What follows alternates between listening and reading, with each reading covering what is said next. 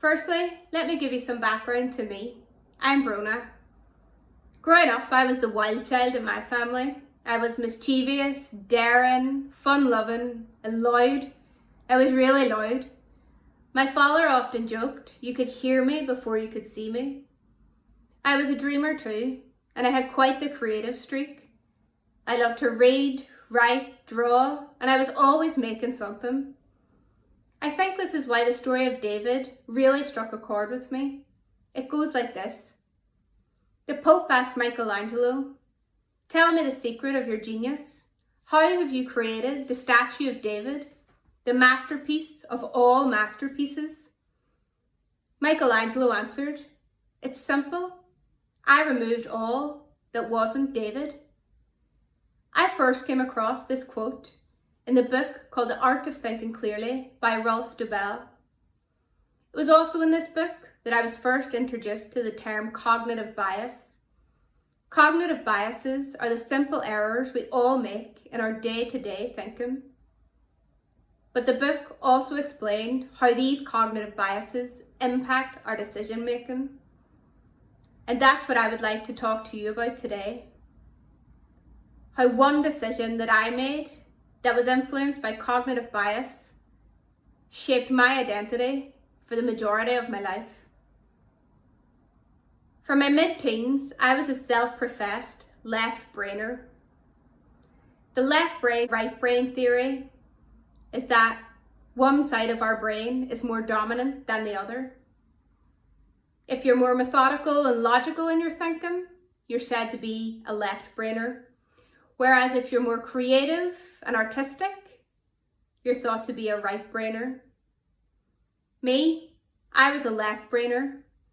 Despite what I told you about how I was when I was younger, I made the decision that I was a left-brainer. How? I based my findings on the multiple results of personality quizzes that I took religiously in magazines. Each told me I was a quantitative, analytical, logical thinker, a left-brainer. I had some evidence to back this up as well. I loved maths and computing at school, and I could never leave a puzzle unsolved. I liked to know how things worked. So with that evidence, and the magazines telling me so, confirmed to me that I must be a left-brainer. And it was this decision that shaped my life path. I pushed away my artistic talents and I hid my love for fiction novels, and I threw myself into a technical degree. I had my career planned out. I would finish university and go straight into a profession. I had the adult chapters of my life written and my identity sealed. So when the opportunity to work in the security profession in the cyberspace presented itself, I jumped at the chance. A woman in security, a professional, my story was coming together. I threw myself into the job. I worked long hours. I was no longer a social butterfly, but more of a night owl. My books were replaced with cyber blogs, and I prided myself on my knowledge of programming, networks, software, encryption. Technical jargon was my first language, and cyber had taken over my life.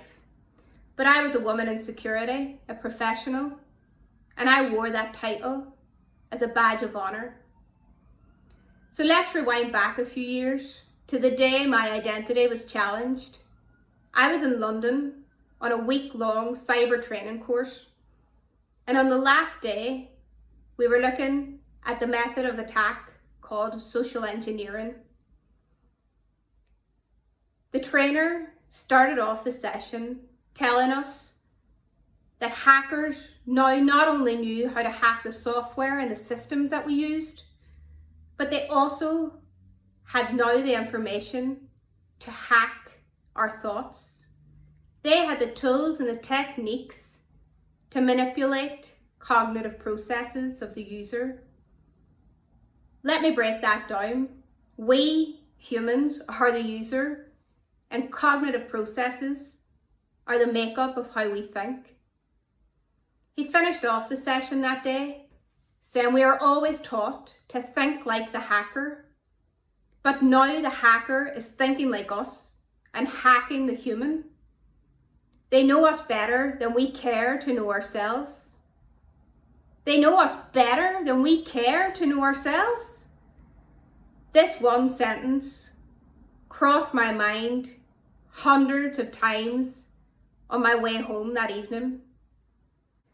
This one sentence pushed so many questions to the forefront of my mind. How do I think? Do I think for myself? Do I know myself? Who am I? These questions scared me because I didn't know. I had none of the answers. And not to be dramatic, but my life changed right there on that train. It set me off on a crazy journey of self-discovery. And I started with what I knew how. I did the old IT help desk trick of turning myself on and off. I unplugged from work.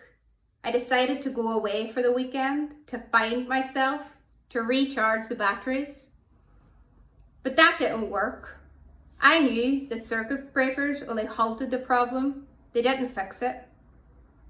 And that when I woke up on the Monday morning, the same programs would be running again. I thought to myself, if only I knew myself the way I know my job.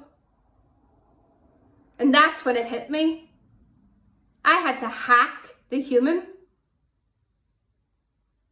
And to find me and to find out who I was, I had to know how I was programmed.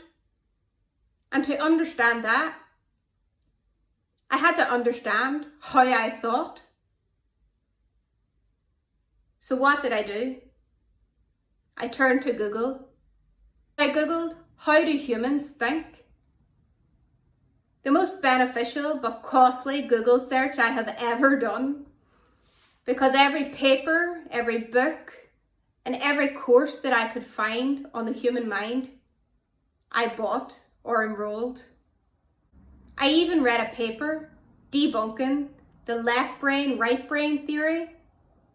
It stated that yes, the two sides of the brain function differently, but they work together to complement each other. There was no evidence to suggest that the brain favored one side over the other. I quickly dismissed that. What would neuroscientists in America know anyway? I was a left brainer. In 1970, Tversky and Kahneman researched cognitive biases. They came up with a list of a few.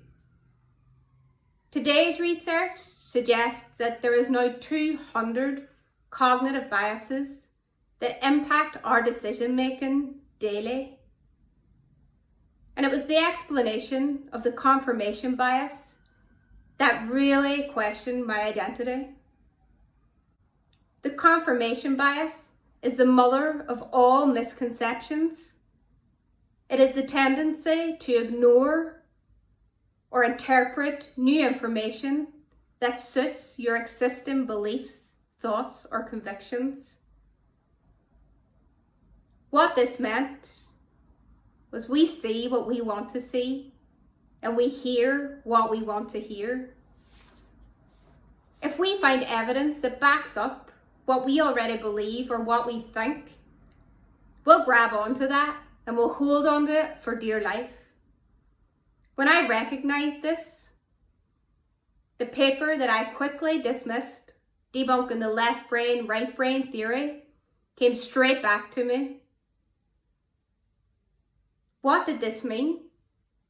So I started to read more papers, read more books, looking for information to back me up. But with every page that I turned, my identity was being diminished. Who was I? I soon realized I had slowly been deleting who I was and installing versions of who I thought I needed to be, all based on a skewed decision I had made over 10 years ago.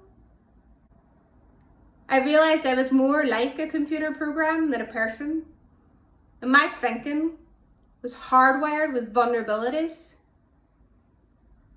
I hadn't been updated in a while. It seems that I had devoid myself of colour, of Bronagh. But the more that I realised this, and the more awareness I had of cognitive biases, the more things started to change and make sense. And the more I started to find me. Yes, I am a critical thinker, a problem solver, someone who likes structure. But I am also a free spirit who loves to write poetry and read, and I'm a dab hand with a paintbrush. Once I started to understand how my brain worked and how my thinking was programmed, I started to embrace every part of me. I was showing up as Bronagh and being rewarded for it. I no longer work in cyber, but I am still a security professional. By day, I work as a security awareness lead, specialising in changing human behaviours and culture through education and awareness. I have found my passion, and that's using both sides of my brain to not only mitigate human risk, but to design programs around that. And in my free time, I coach people on the art of thinking clearly, and that's when I'm in my element. There's just under 200 researched cognitive biases that impact our decision making daily, and most of us are unaware of them. If I asked you, do you know who you are and how you think? What would your answer be? If it's no, I say start hacking the human today by thinking about thinking. Michelangelo chipped all away that wasn't David. Me, I added layers to disguise my masterpiece.